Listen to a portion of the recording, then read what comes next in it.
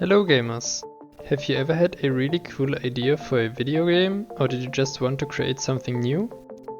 That's how we felt a while ago when we wanted to create our first game. In this series we want to share our experiences, problems and solutions, and we also want to motivate ourselves to continue working on this project. Today we are going to show you how we came to start developing a game, what the basic idea of the game is, and we also want to show the current progress of the game. But first of all, who are we? My name is Henne. I am the head of our game. In real life I work as IT expert, which is why I have some basic programming knowledge in C#. My name is Fetz and I'm trying to help Henne with his game and his motivation. Right now I'm in high school and I'm also learning the basics of C# and C++ via school and a few private projects. Last year I became more interested in how all the games I play actually work. How is a Minecraft world generated? How does the AI of a bot work? How are game characters animated? All these questions led me to dive deeper into the subject of game development. I was put under the spell of magic behind creating video games. I watched countless of videos about this topic, and eventually I got the urge to create my own game. But at that point we didn't know where to start. So far we have never been involved in game development. This is how everything started. Henne downloaded Unity and searched for a YouTube tutorial about procedural world generation. He thought this topic would be very interesting because he has always loved exploring infinite worlds. As it turned out, this topic was not very beginner friendly and he quickly lost interest because what he was trying to do just simply didn't work. Nearly half a year later, he got motivated again and started a new project with full motivation and my help. This time he had a better idea of where to go with it. We started brainstorming ideas for the game and quickly it got clear in which direction the game should go. We wrote pages full of ideas and sketches of what we would like to implement. We literally sat there at New Year's Eve and brainstormed ideas for the game. And this is what we got. We want to create a flat, infinite, procedural generated world with different biomes and structures. The world will be completely built by tiny cubes. This should become clearer when we show you the first elements of the game. At the start, the players sent to an unknown planet to experience the planet's story and gather resources in an isometric view. The goal is to unlock a giant skill tree, found the resources of the world and automate the process with the help of buildings and machines. Maybe there will be some other planets as well that can be unlocked during the gameplay, but we are unsure about that part as of right now.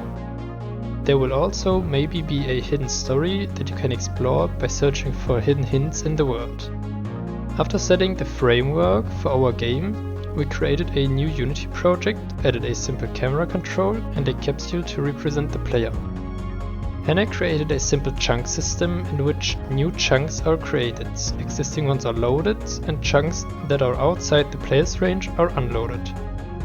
You might think he learned from his mistakes he made when he was trying to create his first game, but he didn't. He started to deal with the subject of procedural world generation again and started to create his own algorithm for it. For the last 4 months, he invested a large part of his free time in developing his own biome generation algorithm, and yes, finally, he reached a point where he can say that it works. Here's how it works. Basically, it starts with generating a Voronoi diagram. This is done by generating some randomly placed points on a map. Once these points are generated, each point is assigned its own biome. For simplicity, we will call these points centroids. Once we have a list of our centroids, we look at each pixel and calculate which of the previously generated centroids is the closest to our pixel. After finding the closest centroid, we simply assign the centroid's biome to the pixel, which leads to the result you can see right now. This result looks nice and cool, but it's not usable because the shapes of the biomes don't look that natural. But how do we now generate natural shapes? Well, for this purpose, Henne went back and generated a noise map using Perlin noise. In this video, we won't cover what a noise map is and how it's generated, but here is for example a Perler noise. Now we overlay the noise map and the Voronoi diagram. This is done by simply iterating through every pixel again and adding the value generated by the noise map to the position of the pixel. So basically we are virtually setting off the pixel.